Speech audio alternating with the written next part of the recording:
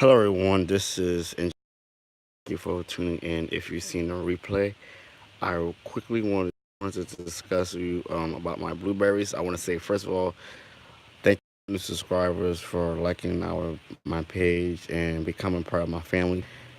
Second, I want to say I apologize for any ruckus or any loud noise. My neighbor's dog is outside, and also the wind is kind of a little bit loud. Um, but let me know how you guys are doing. I'm only trying going to be here on 10 for 10 minutes, so I'm not going to be long. We're going to be discussing my blueberries and one of my citrus trees that's in the back of me right now. So without further ado, let's get um, discussing about these blueberries. So as you know, this is my sunshine blue right here, and it lost a lot of foliage. I'm going to be focusing on that this year to regain the foliage, the leaves basically, uh, on this tree. The second variety is the O'Neill, which lost its leaves from the winter time. It was probably only like at least 10 leaves on here. Now we only have one, and me knocking against it, it fell. The third variety by itself is the Misty Blue. All right. So as you can see, they are blooming. This one, my first one that actually bloomed was this O'Neill right here, without this one leaf. Okay, I want to say first that these blueberries were actually sleeves. They was actually purchased on the sleeve. I did not purchase any 5 gallon container blueberries, no 10 gallon, none of that. They're in a sleeve that they grow trees in. And so what I did was my first ever variety was the Sunshine Blue. Now you always need a second variety to get a bigger crop of blueberries. So 2018 of December, I went ahead and purchased two varieties back to back, and that was the Missy and the O'Neill. Secondly, I always use for my soil is the acidic soil. I don't use so you could use basically like two different options. My first one is peat moss and compost. The second one is just a potting mix. However, with the potting mix, you will have to add some lime or sulfur or cotton meal, something that's acidic, to allow your soil to be acidic. And you want your soil to be at like a 5.5 with that acidic. The acidic. If you go a little bit higher than that, you're gonna be alkaline, and you don't want that. Um, and so I went and I actually with the Sunshine Blue, my first ever blueberry, I did switch over to like a peat moss and compost thing, and that did not work for me because I had a pH meter, and that's what you need. Also, you should invest in a pH and water moisture meter to know your balance of your soil pH and how much water is in your containers if grown in containers. Third, you always want to compost. Don't ever, I would say to you guys, we have a tendency of mixing compost and native soil or compost and potting mix together. You kind of lose your nutrients kind of fast with that doing that. Don't ever add your earthworm castings. You always have actually add your earthworm castings, mix that up because that's like that's your goal. That's your go-to. Uh, so what I do for me, I automatically just use no peat, no perlite, no vermiculite. I just use straight um, azaleas rhododendron potting soil. You could also use this other ones. It's called cactus palm or something like that, I believe. But me, that's what I use, and I also use their fertilizer, the azaleas rhododendron fertilizer. This year, 2019, I did purchase the Dr. Earth fertilizer for the fruit trees and stone fruit, and you could use their product. I only use like a tablespoon of that just to see what happens. And when I did that, guys, this what happens. I only use a tablespoon, and that's what happened, guys. So it's a great thing to use, but I decided to go back to uh, my regular fertilizer, and that's the azaleas rhododendron. And the crazy thing about it, I did not measure. I went overboard, extreme, extreme, extreme when fertilizing my blueberries. I went like probably 2 cups of fertilizer for my blueberries here. And do I care about what it said? The label said, nope. That was just me. I'm being kind of hard headed. I'm taking risks, guys, this year. I want to see what will happen. I'm not afraid to do that with my garden because I'm in a nice area.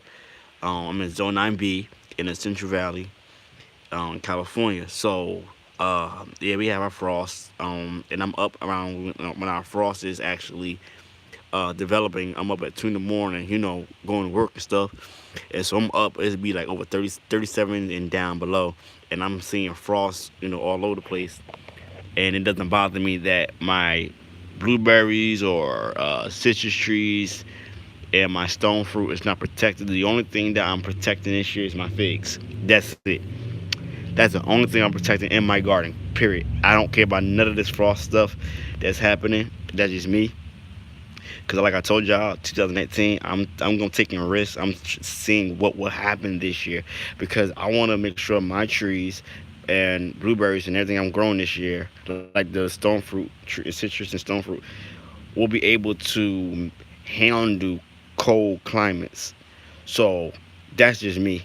Y'all don't got to do that. And mind you, my stuff is not in the ground; it's in containers. Only thing I have done was layer leaf mulch, and that's just leaves, and the other stuff I just layered was wood chips mixed with leaves and my stone fruit, but that was it. So let's go to my Washington navel. I did not show you guys this. I probably just showed you the buds, but now that is showing out a little bit. Here is the flower and new leaf growth. Everything has been fertile already but my stone fruit. That's the only thing that has not been touched. Stone fruit and figs.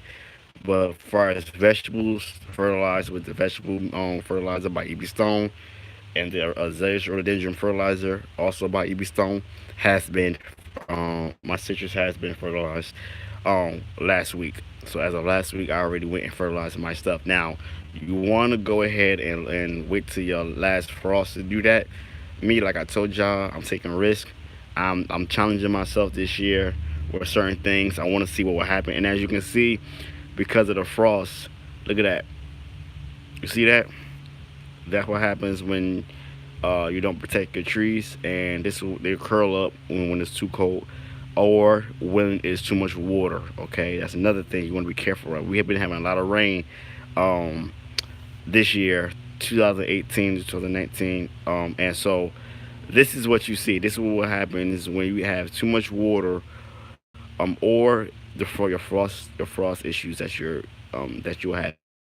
Now, the only issue with my tree is that this is not a semi-dwarf tree. I am not going to tall it but to 6 feet. That's it, and it's growing in a container.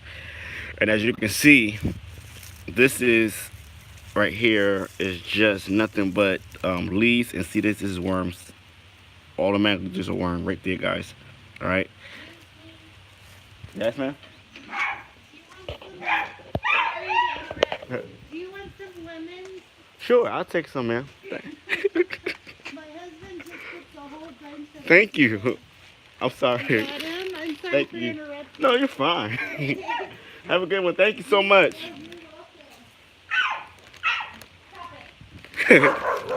All right. Sorry about that, guys. Okay, guys. So this is a citrus tree. I'm sorry about that, guys. But I know you guys left. This is gonna be you're gonna see that live. So, and I got a hood on. So I look a mess today, guys. But anyway, so this is the citrus tree, like I was saying.